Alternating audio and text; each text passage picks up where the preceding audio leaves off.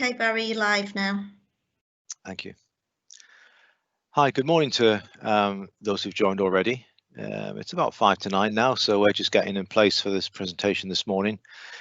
You should be able to see me, I think, if this is working properly once you've got logged in. Looking slightly orange this morning, I think. We've just been having a chat amongst ourselves about this. Obviously, it's very dark outside, so I've got a little desk lamp here in my study, which is reflecting a rather orangey light. It looks like I've been on a sunbed. I can assure you I haven't. But that's just say because it's so ridiculously dark today, and obviously chucking it down with rain, as I'm sure it is for everyone everywhere. So my name is Barry Jackson. This is a presentation to demonstrate the SystmOne subject access module. It's going to be delivered by one of our clinical application support officers, Vicky Speed. And it follows on from the work that we've been doing. I did an initial presentation through the LMC a couple of months back now, I think, on basically on subject access requests, and we looked at various different aspects of them. We then had another one a few weeks ago where we did some follow-up stuff, and then also had a presentation by the guys from IGPR. I think that went down quite well. I think I find, from what I understand, IGPR tends to work more closely aligned with EMIS. So we did this one. I was aware of the fact that SystmOne has its own subject access request module built into it. So this is a presentation to give you all an insight into that. I guess most of you have, if you have SystmOne and you use the subject access requests, you've probably done this already. So it's possibly a bit of a revision and a bit of reinforcement of stuff that you potentially already know. But that's never a bad thing. And if you've got the time to stick with us this morning, I'm sure you'll find it useful and pick up some interesting information. So we're going to give it till just after 9 before we start. People just getting themselves settled and hopefully getting yourselves a cup of coffee and getting all ready for this morning. Don't know if you've had to travel a long way. That was pretty horrendous traveling over the Humber Bridge this morning, I expect, for anyone who had to do that. I didn't in the end. I opted to stay and work from home today, so I didn't have to face that. The most I had to do was walk across 20 yards of my garden to let my chickens out of the coop, but even they didn't want to go out this morning for once. So that was pretty a bit of a waste of time. They just happy to stay in and stay warm this morning and dry. So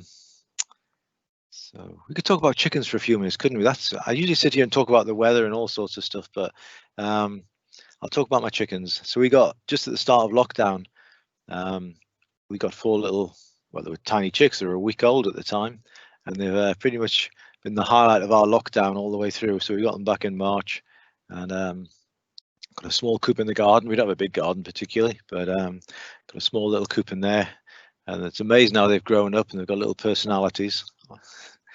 And we even named, well, my wife and kids have named them, which I'm told that guarantees they'll never be eaten. So you can never eat anything that you've given a name to, apparently. So, but yeah, so they just live out there. They're almost, well, fully grown. They look to me like they're fully grown hens now, but apparently they're not going to lay eggs for another few weeks. They need to be 20 weeks old, and then we can look forward to getting some eggs, which will be nice. But they're pretty low maintenance. We lock them away at night. They all head into their coop anyway when it starts to get dark, and you just put the door across and make sure it's secure and lock the fencing around them, and then let them out again in the morning. And they do occasionally, like they did yesterday afternoon, get to have a run around the garden. But gives them a bit of different scenery, I guess. Okay, we're nearly 9 o'clock. Again, welcome to those of you who are just joining. I'm just going to talk for a bit longer, for another couple of minutes, whilst everyone gets themselves settled. So you can check the volume, make sure you got the right volume, and you can see us. You'll be able to see the presentation clearly. You've got just about time to go and grab yourselves a cup of coffee or a cup of tea if you want to do that. And then we'll be making a start in a couple of minutes. So yeah, I'll start the full introduction, then so the presentation itself will be a couple of minutes. So again, welcome to everyone. My name is Barry Jackson. On the presentation team this morning, I've got Melanie Mason working with me, who's producing this. It's done as on a Teams live event. So if you've seen some of the other things that we've produced, this is how we do it. So Melanie coordinates everything and brings in the different presenters and that type of thing. I've got Vicky Speed, who's going to do the actual presentation. So you may know Vicky, she's been around working at practices, supporting practices in SystmOne for a number of years. And we've got Chris Hall, another one of our clinical application support officers, working with us today as well, who will be adding in information as we go along. Yeah, so Vicky's going to run the actual presentation, which you'll see on the desktop through the SystmOne training module. I should make the point that we are using the training module, and the patients obviously in the system are fictitious. They're not real patients, as you'd expect. What else do I need to say? Yeah, the live event system works with a delayed time built in of about 20 seconds or so. That gives Melanie the opportunity to jump in and stop me if I've said something really stupid. No, it works, but it does actually work in the same way as your live television if you have Sky, so you can pause it and restart it. And to pause essentially the live presentation, you simply click on the screen, and it will pause, or you click on it again, and the whole thing will continue and just go through. It doesn't skip, essentially. So as I say, it's the same as your live Sky TV. You can pause it and restart it. The one thing you do have to be careful, if you're moving your mouse around on the screen, it can be quite easy to inadvertently click on the screen, and essentially you pause the presentation without realizing it. So if you're watching it and you've been doing something and you realize that the presentation doesn't appear to be moving along, then there's a good chance you may well have paused it. So at that point, just click again and it'll just restart. And as I say, you won't have lost anything. You'll just be a couple of minutes behind for that time that you've been paused. The other thing I was going to talk about is Q&As. So if you've got any questions, there is an option to ask questions. If you move your cursor around, you'll get that dialog box appear on the front, which will do your Q&As. And if you've got any questions at all, please put them into the Q&A bit. As Vicky's doing the presentation, I'll be monitoring the questions. If there's anything that's specific to the bit that she's talking about, I'll interrupt, very politely interrupt her, and we'll address the question if there's if that's possible. But if not, if there are any questions on a wider thing that you want perhaps myself to look at, or Vicky to look at after the presentation, or that we can't feel we can answer properly now, we'll do that. We'll make a note of them and we'll take them away, and we'll answer them at a later stage. But we'd love you to ask any questions. Don't, this is your opportunity. We don't want you to go away thinking, I wonder what that was. So please do ask anything as we go along, and we'll do a wrap up at the end, obviously, as well, if there's anything that you want to ask at that point. But ask us, just type your questions in as we go along. And as I say, if it relates to something very specific at the time, because the way the system works, I'll be able to interrupt Vicky and just say, can we just clarify, or just ask, make sure your question gets answered. Okay, well, it's almost 5 past now. I've been waffling on for a fair bit, so I'm going to pass you over to Vicky for the presentation. So Melanie, do you want to cue Vicky in and get the presentation going? Thank you. Yeah, I'll do that. Okay, Vicky, your presentation's live now. Thank you very much. Thank you, Mel. Thank you, Barry. So welcome this morning. I'm Vicky Spee, Clinical Application Support Officer for Humber. I do have my colleague Chris Hall with me this morning as well. So I'm just going to run through very briefly what I'm going to go through. So the aims and objectives this morning, I'm going to show you how to set up subject access request authorizers, create a subject access request, how you can refuse a subject access request, action and accept a subject access request from the patient record, action and accept a subject access request from a task, review the request and print it out. So, okay, I'll go to SystmOne now. So as Barry says, this is our demo system and the patients are fictitious. So this is my demo patient. So I'm just going to load Alexi up now. So again, this is our demo tree. There's a lot on it. I'm sure there maybe are in your trees, but of course they vary from organisation to organisation. So what I have in here is some previous ones. You can see an example there. As I highlight, I have a subject access request that has been refused, and I have several in there that have printed and completed. So to commence to start a subject access request, I can right click on the node on the tree, or I can left click on the button on the toolbar. A very simple box comes up asking me or for me to put more details in. So at this stage, if I click into the drop down box, I can choose the requester. So whether it's the patient, the parent, next of kin, carer, legal authority, and if none of the requesters come under that category, I can choose other. So if I choose legal authority, I'm going to place that into there. And in here, I can then actually note in the details. The details, the name, the address, telephone number. I can basically put what I like in there. And of course, as much information as possible. So when you're viewing the request, you can see exactly who actually requested it. So, you know, you might think of other things that you might want to put in there, not just the address and telephone number, but, you know, other details as well, as I'm sure things might come to mind at this stage. So even at this stage, I can accept it or I can refuse. If I refuse at this stage, I can then choose the reason why. So you see, you've got a list of 6 options in there.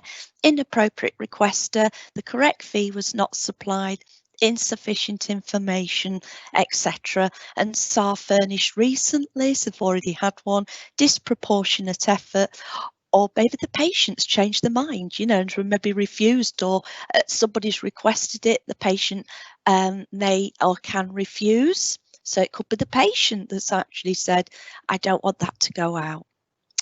So at this stage, I'm going to accept the request and I'm going to click OK.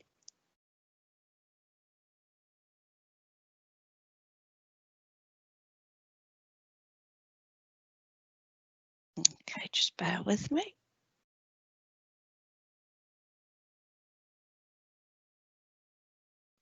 Can you bring that up, Mel, at all?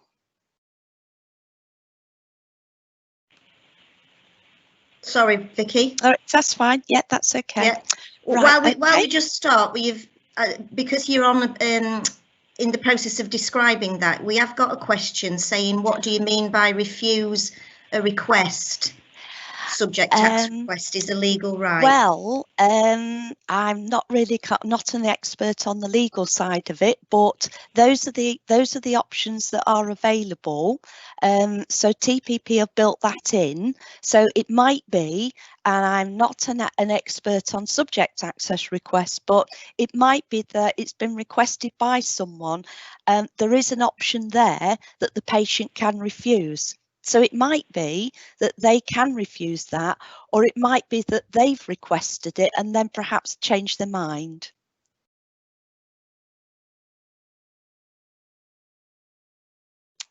So, okay. Does that answer the question okay for a carry on?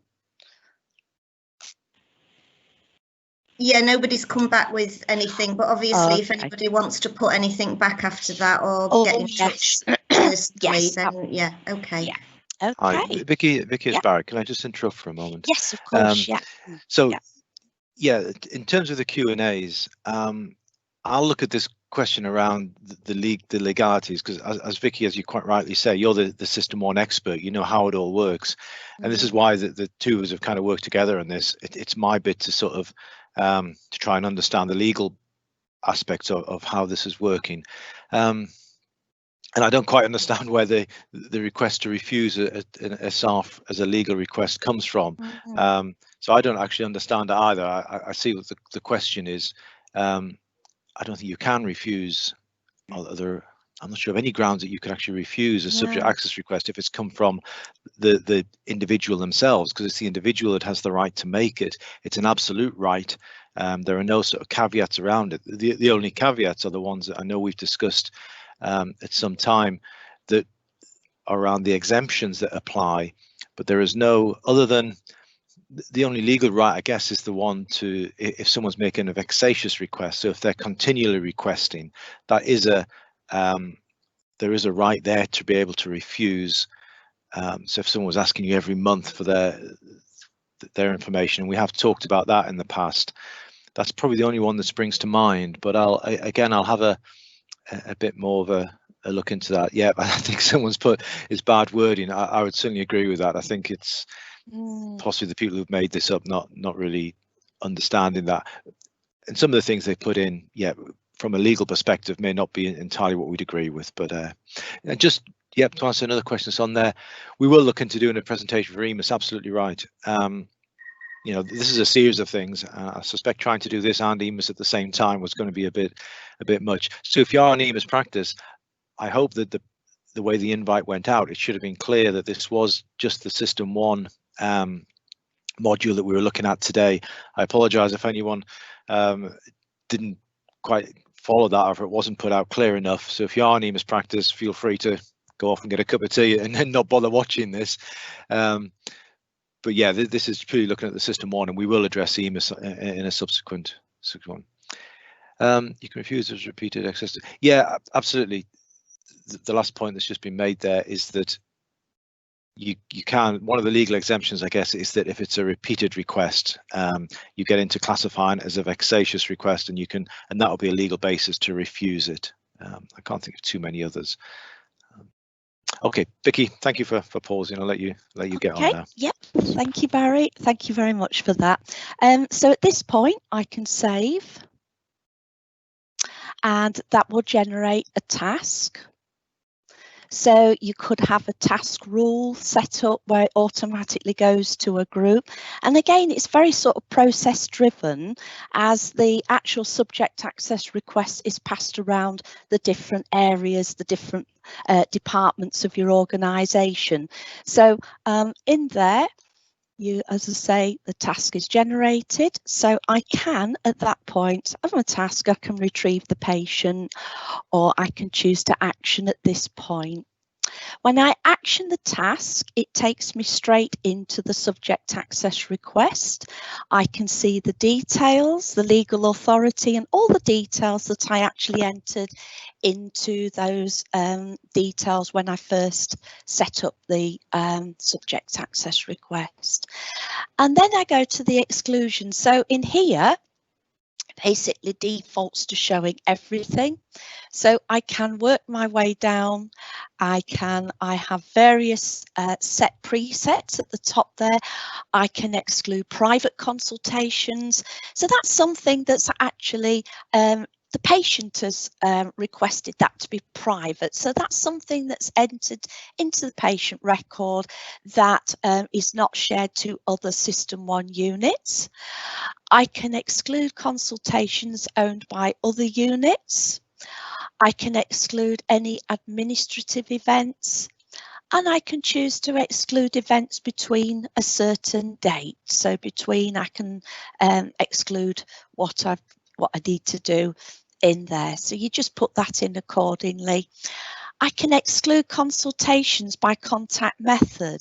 So in there, again, this list will vary on your own SystmOne sites, but I can select telephone, or I can select letter or fax, home visit, etc.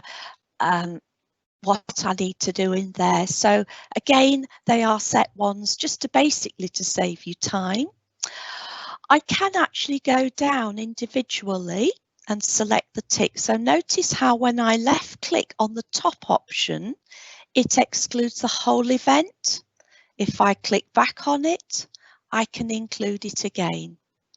So if I wanted to maybe exclude one item in that event, I can click on the green tick, and you'll see that it leaves the others ticked, but just one actually with a red cross on it.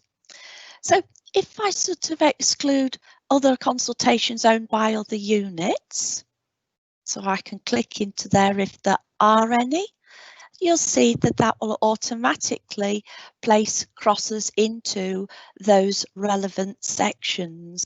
And you'll see there the symbols to the right is very similar to what you see in the new journal. You can also include all. If you click the wrong one by accident, you could place it back to include all. And of course, if you have ticked any individually, be careful not to click include all if you've gone down the list, because it will include them all back in again. So if I exclude perhaps a few of those, and I can go down and exclude a few more that I feel that I think I need to exclude. If, however, I wanted to go back and check in the record for something, so like there's a letter here for the 28th of November 2018, I can cross over to the patient record and check and go into retrieve patient record and view that there as well. So I can go back to the patient record and cross-reference to items in the record. So once I'm happy with that and I've gone through all of those, I can then save for future editing. So if I wanted to save the request, I can up to how far I've got, and then we'll save that for me. So just bear with that while it saves. And then that will also keep the task. So in there, you can see I have the task. Now, if I wanted to, again, it would go to the next person. They can action that and then perhaps authorize. Now, if I retrieve patient records, I can go to the subject access request on the tree, and I can right click and action from within the record as well. So actually, if I wanted to keep the record, have the record open and cross-reference and check things, I can do that. So again, at this stage, I can check that, I can exclude more items, I can edit if I want to do, going down the list there, checking through them and running through to ensure there's nothing that's needs to be redacted. So again, even at that point, I can do that. So at this stage, I may be the authorizer, so I can authorize. Well, I'm happy with that, and I can enter my notes into there appropriately, and I can OK that. So when I OK that, I can save that. So now you'll see there that the task is working up and has various audit trail to it at each stage of the process. I can then right click, I can action at this point. And then what I can choose to do, I can print and complete. So it will come up with the questions. Are you sure you want to print and complete this request? So I can say, yes, I want to save the scanned images. So even at this point, I can skip the scanned images, or I can save to file. If I save to file, then I have to save to my secure drive. It is advisable to do that rather than your desktop or on your hard drive of the computer. So you'll have a secure drive within your practice, and would suggest an area where you can save these to. You might set up a file beforehand with the patient's name in the file, so you can save them, locate that file and save all the images into those files. I'm going to skip for now, and then any attachments, letters or record attachments, I can save in that file as well. It will then load Word. Okay, and you can see there. And at this point, I can then file. I can save as, and I can save as PDF if I wanted to. Once I'm happy with that, I could locate my folder browse in there, and I can save as a PDF document. So if I cancel that for now and go back to there. So if I go back to SystmOne, so that's now completed the task. So that will also be within the patient record under the subject access requests of the tasks. Now, I did mention about the authorizers. So under setup, users and policy, and organisation preferences. You have to be an administrator, of course, to do this, but it is deciding who is going to be nominated authorisers. So as you can see, I'm going down the organisation preferences. I'm going to select on the subject access request, and on here I can select and place the person into the right. So you can have as many authorizers, presumably, I mean, it depends on your processes and your procedures, authorizers in there, clinicians, a senior person, you can put whoever you like in there that is going to be able to authorize those subject access requests for you. So once I place those in there, I'm going to OK that. So should have shown you that in the first place, but think about, you decide that when you use the tool, think about who your authorizers are going to be and set them up. Think about your process that is designed to basically go round and be picked up by different groups. So again, each group would do their bit on that to complete that subject access request. So I think checking out on that, that's okay there. So that's about as the end of the presentation. I'm happy to repeat some of it if you want me to, and it's basically over to any questions at all. Thank you very much for listening. Vicky, thanks. It's Barry Jackson here. So we haven't had any more questions put on there. If anyone would like to type something in, I'm just going to talk for a couple of minutes, so please feel free to do that now. And as we said, obviously, if you think of anything later on, please drop us a line, either direct to Vicky or to myself, or drop a line through our service desk. That's always a good way of doing it. Okay, yeah, a couple of things. I'm going to answer that question in a moment. A couple of, that someone's just posted, but a couple of sort of wrap up things I was just thinking of.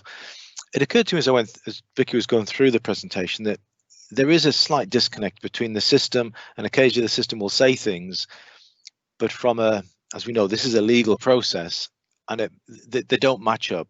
So the system says, do you need to do this, whatever, and actually there isn't a choice, there isn't a legal thing. And that's not that the system's wrong. There are just certain things that essentially it probably hasn't even been considered, and you know, and things can overtake the system providers in terms of the legalities of things. So you've got to kind of at times match the two together. And I think this is the one that's coming through about the refusing the request query again. So there's another point someone's just asked. Yeah, that's an exemption as such. So the basic question is, can you refuse a subject access request, which is what the system appeared to be was saying. So there are very few times when you can refuse the request itself. So anyone can obviously ask you for the information. They can essentially make the request, if you like. And I suppose the system would allow you to put every single request in there. Now, what you can do, you can refuse to provide data. Now, the main one where you could refuse to provide everything would be the repeated request. If you're getting someone who asks again and again, there is a provision in the law, in GDPR, that says you can refuse that request. So, but in terms of the system, you would still log that each request essentially, because that's your evidence that they are making repeated requests. But you could, after, you know, it doesn't, the law doesn't define what the repeated requests, but I think you could come to a judgment on that. And if you come to a judgment on it, then you just record the fact that you refused the request on the basis of it was a repeated one, but the request itself is still logged in the system, and that's your basis to refuse it. The bit about serious harm is absolutely correct. However, that's more an exemption. So you get a request that comes in, and as Vicky has explained, you gather all the record together from the whole record. You then look at the exemptions, which are third-party information, and you have to do the serious harm test. So you can exempt information that would potentially be serious harm, but it's not refusing the request itself. You have to give them everything else. Just because there's some information in there that may potentially cause them serious harm, you exempt that information itself, but still compile the rest of the request. Let me just do that. So there's a question here which Vicky might need to have a look at, if that's okay. The question says, how does the redaction work for scanned images? Wow, good question, that one. The scanned images, if I go into Alexi, and this is a bit of a funny one really, because if I go into here, you can redact. So if I go to view content, so you can actually redact within the scanned images. So I can click the little green cross, and wherever I feel something needs to be redacted, I can click and drag that across. If I've made a mistake, I can click the white arrow and I can right click and remove that. So the little dotty line is a redaction. Now, I can save that. However, the only time that redacts is if I go to print, and part of this document has been marked with redactions. Do you want to apply them? Yes, I do. And then that will either go to your printer, or in my case, I've not got a printer, but I can save that and onto my secure drive, or I can save that as a PDF. So obviously, if I'm going to add any redactions into a scanned image, I would need to OK that and save. However, it does not redact if you print from a subject access request. So in terms of your process, you know, you could do your subject access request, but it doesn't, the redaction does not kick in through the actual subject access request tool. Now, this may be, I think, is a strong point for a development request, because then you can redact it at the point of scanning it in, so that should you need to print it off, and I don't know, again, Barry would be able to provide further guidance on that kind of process, as to whether you redact it at the point of scanning. Your organisation can see it, shared organisations can see it if the patient's not dissented to sharing that information. But it doesn't pull through in the subject access request. It actually, the redactions don't kick in the scanning one. So whether you decide to do the scanning part separate, but then it's not all doing it in the same tool. But a strong point for development requests there, that if a redaction can pull through into the subject access request, if that's possible. So I hope that answers your question. Yep, thanks, Vicky. Thanks. I'm sure it did. I struggle sometimes not being a SystmOne user, I have to say, so I'm sure what you've described there is probably way more apparent to those people who actually use SystmOne. I've not actually used it in live, so I don't.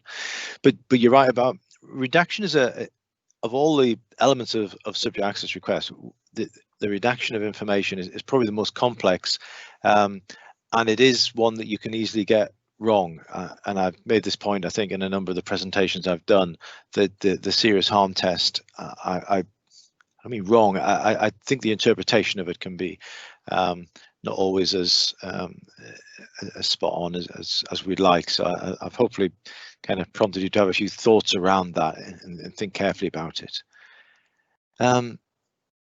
Sorry, so another question here. You run the subject access request, then manually go through each document. I don't know if Vicky can actually see these questions. So Vicky, the question there, which I'll just read back to you, says, so basically you have to run the subject access request module and then manually go through each document that's scanned. Is that what you're actually saying?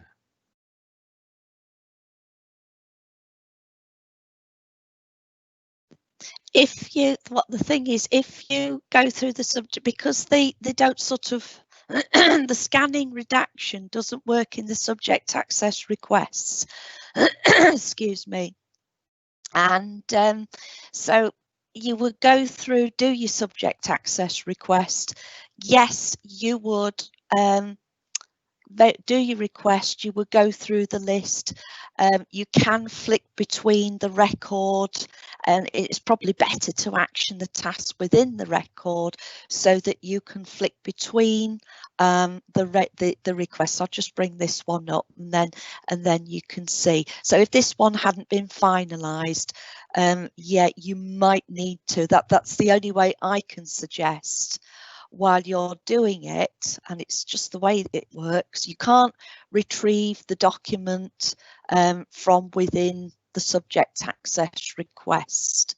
So if I go to there, if I right click on something, so the letter there, I'm just thinking if I can review, it doesn't give me the tool to view in there. So again, another development request, I would have to cross-reference to there, have a look in the letters, and then I would go back to that. You're sort of flicking between the two. It gives you the option of, in one box, in one way, of being able to check and redact things, but in terms of your documents, I think that's a little bit more complex, that you have to go across and view those documents and then decide to go back and then redact it if you feel it's necessary. So I hope that's answered your question. Vicky, there's another question. It says, does it show that you've redacted the information? Only in the actual subject access request. So if you're redacting something in there and you view the request, it'll show a cross in there to say what you've redacted. In terms of actually redacting within here, it probably would not show anything in there. So it would actually, it's all within the subject access request tool, but it doesn't show in here that it's been redacted from that particular request. But if you think about it, you'll get several subject access requests maybe. So you have to cross-reference to the actual subject access request and view in there to see what's actually been redacted. So hence the cross there shows that that information was redacted. So Vicky, you mean in the output, essentially in the report that's finally produced that goes back to the requester, does Yes. that show that that doesn't show that that information has been redacted, does it? Is that correct? No, it does not. Right. No, you get only what it'll only output what you've requested. So any of these with the crosses will not show in any of the documentation. So I guess they will not be aware that there's anything being what's been redacted. Yeah. No, that's absolutely fine. That's as it should be. The only point I'd make, which is an interesting one, around the third party bit, is very different. I think we're all fairly comfortable with that. In terms of the serious harm test, there is a concept that the serious harm test, of course, changes with time. So something that may have been potentially going to cause someone serious harm, you know, if it's something that's just recently happened, so a recent diagnosis around, and we've spoken before that this would generally be around mental health issues, around serious things. A recent diagnosis of that may be withheld under that serious harm test.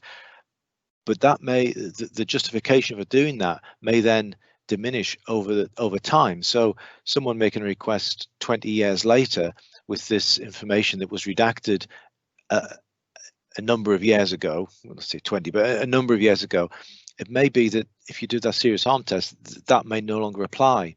So it is useful to be able to look back and see what was redacted the last time that this individual had a subject access request. And of course, that's a fairly good pointer to whether you'd want to do it again. But it's not just an automatic redaction, because the whole concept of the serious harm test is that if that information is no longer deemed to be of a nature that would cause the patient serious harm, then actually it could now possibly be given to them. So you wouldn't necessarily need to redact it. And that, again, that would be quite a proper judgment to make. It would be that over a length of time, it's no longer got that emphasis on it. So we've got another question here, which I think is a good one. Well, it's actually goes to the heart of a lot of things, actually. There are two ways of doing this. I will try and answer it separately, but I'm going to ask Vicky to look at it first.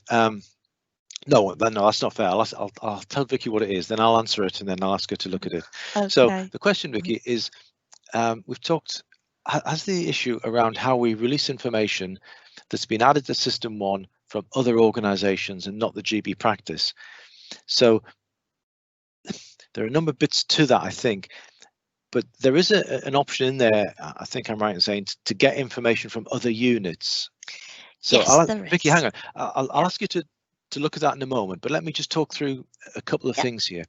So this is a question that has come up in a number of different ways. Let me try and see how I can do it. So SystmOne, as we know, is an interconnected system, and you have a concept of different separate units. So each unit, each organization is responsible for the data in its unit. So from a GB practice perspective, you're responsible for answering the subject access request, and you're legally under data protection, you're the custodian of, you're the controller, the data controller for all the data in the patient record. Now, that includes data that you may have received from another organization and incorporated into the record. So all of the data that's in there, essentially, you have to deal with in terms of the subject access request. You can't say this is someone else's data, this is a letter that came from the hospital, or if you've incorporated that letter into the patient record, it becomes your data. You're the controller of it, and you have to make the decisions around whether it gets released or not in terms of the subject access. What, of course, we can see now in SystmOne is where there may be the patient is getting treatment at another unit, and the question is, if you can see that the data in the other unit, should you be providing that to the patient? And there's a lot of discussion around this, and there isn't necessarily an easy answer. The judgment really comes between yourselves and the other unit in terms of whether they're comfortable with you releasing that record. What we should be doing, and there is a view here that if we're trying to be kind of as helpful as we can, we're not seeing patients as the enemy here. They're not causing us problems. They're patients, and we want to do the best for them. And therefore, if we take the patient perspective on this, we can fairly quickly see that if you have a patient who has a number of clinical issues and could potentially be having treatment or be seen by a number of organizations, potentially 2 or 3, if not more, then is it right that we say to the patient, okay, we can give you this information, you have to go ask them for that information, you have to go over there and ask them for that information? Well, it's actually in a connected system. We should be able to do all this in one go. We can't have the connectivity when it suits us, but then switch it off when it doesn't, if you like. So it's not an easy one to deal with, and I think Vicky will describe how the system can work to do that. But it does need some thought. But essentially, the information that may have come from someone else and been added to your organizational record, to the bit that you've got, totally comes under your control, and you have to make the decisions on it, whether to release it, redact it, and so on. And I did a briefing on this not so long ago, where we had the question was, if you get a letter that comes in from the hospital, now I'm going to use Scunthorpe Hospital as a very bad example. I'm sure they don't do this now, but they used to have essentially their printed stationery used to have on the letterhead at the top, not to be released to anyone else without our authority, all this sort of blurb. Totally meaningless under data protection law. Once you get that data and you incorporate it into the record, you become the controller for it, you make the decisions on whether it gets redacted or not. Now, clearly, if it's a sensitive subject, it would make sense to go back and speak to the people who've drafted the letter, perhaps, and who've said don't release it, as to why they thought that. But the decisions around it are for yourselves. Like I say, we're into a different scenario where you've got different SystmOne organizations. And so I'll ask Vicky to just explain how the system will deal with that. If you can. Over to you, Vicky. Yeah, thank you, Barry. Yes, in the subject access request, as I mentioned earlier, you have the option at the top there to exclude consultations owned by other units.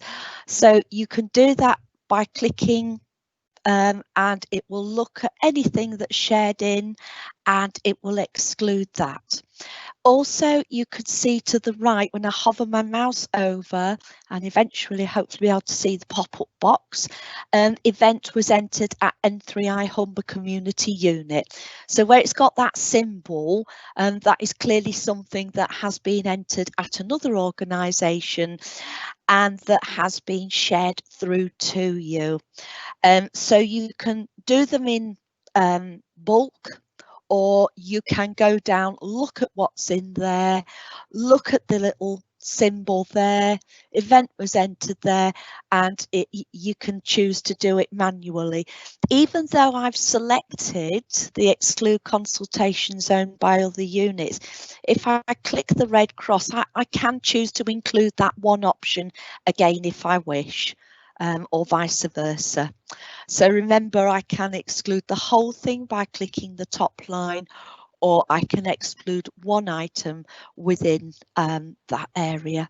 So you have excluded consultations owned by other units that does it as a preset, or you can go down. I mean, you can even click it and it clearly identifies it, and I'd use that as a tool, and then I'd just say, well, actually, I'm happy with that one, so I'm going to click it and make that to be included.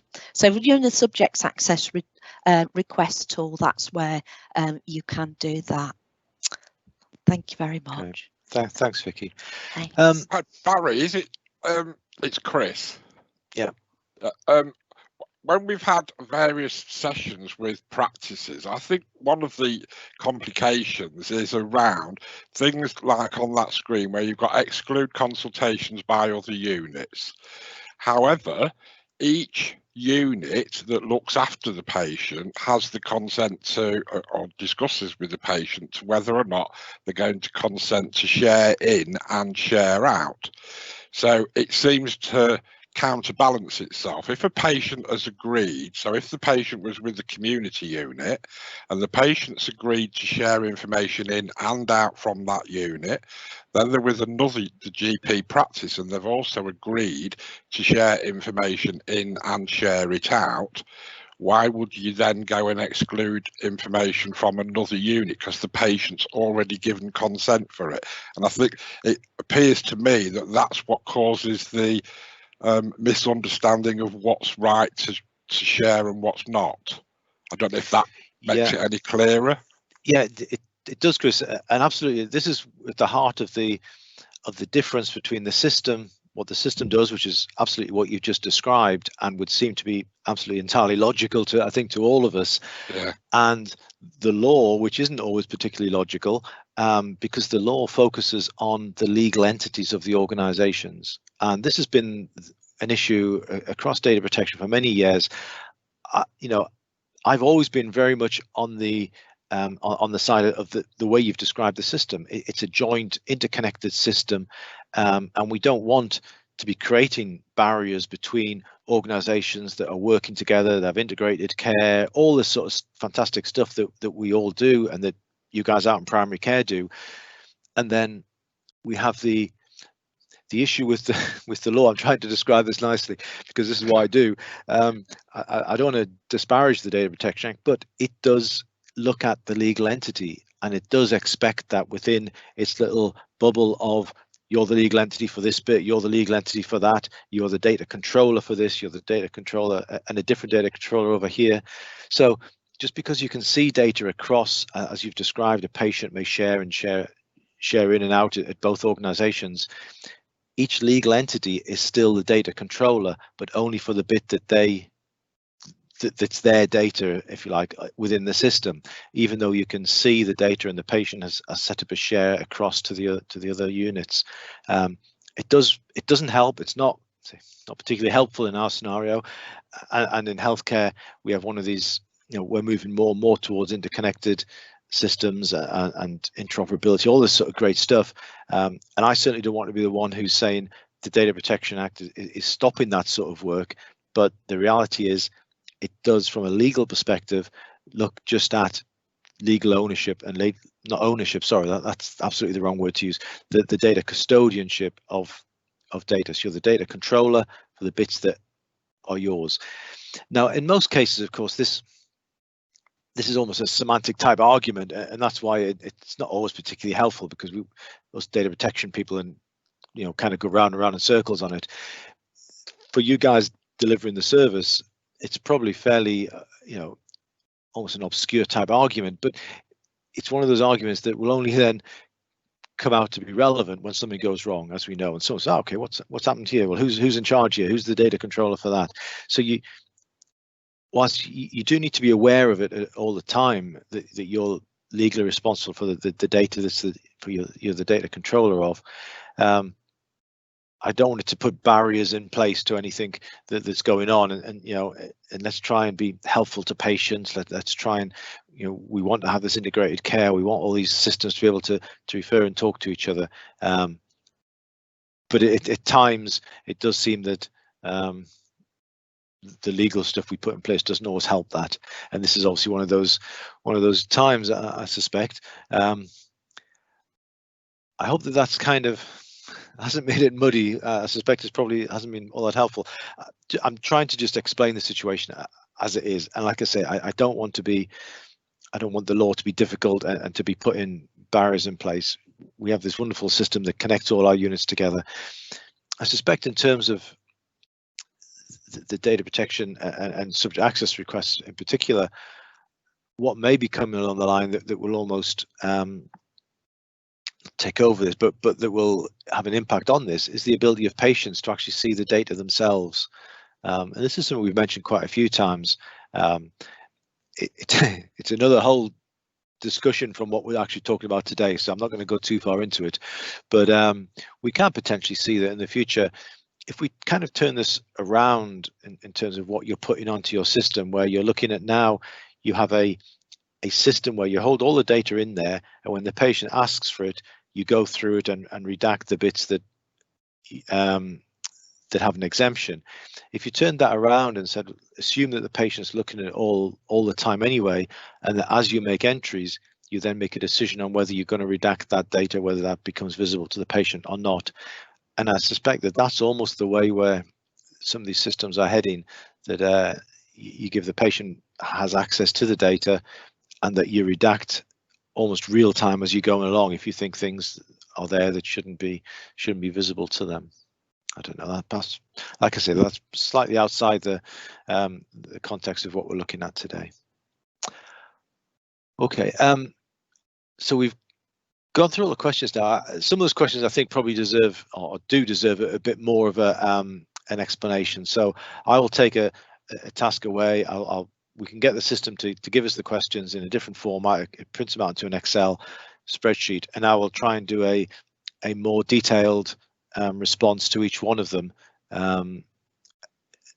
Vicky can help me with some of the more technical ones, but and then we'll get that. We'll publish that to all the people who've logged in today, so they can have a look at that. And again, as I say, if anyone out there has any queries that they think they'd like some more explanation of, or that they haven't had properly answered, please just drop us an email, and we'll hopefully pick up on that. But I think that's that's most of the stuff we covered today. This is, I say, this is the third sort of follow up around subject access requests. The final one that we need to do will be around the EMIS system, as someone asked earlier on, and we look at getting something in place for that. I'll just say thanks to Vicky and to Chris for their input around the clinical system, and thanks to Melanie for running the production. If there are no more questions, as there don't appear to be, we'll wrap that up. Is there anything from anyone, any of the presenters, anything else we need to cover off? No, I think we're all done. I think that's it. Thank you, Barry. Lovely. Okay, thanks guys, and thanks everyone for listening along this morning. As I said, any feedback at any points, just please give us a shout and get in touch. If you got any, so don't be putting any more questions into the Q&As. Is the last thing I need to say, because once we end the presentation, that's it. We don't monitor them anymore. You need to send us through an email or through to the to our service desk. Okay, thanks very much everyone. Cheers now, have a good day.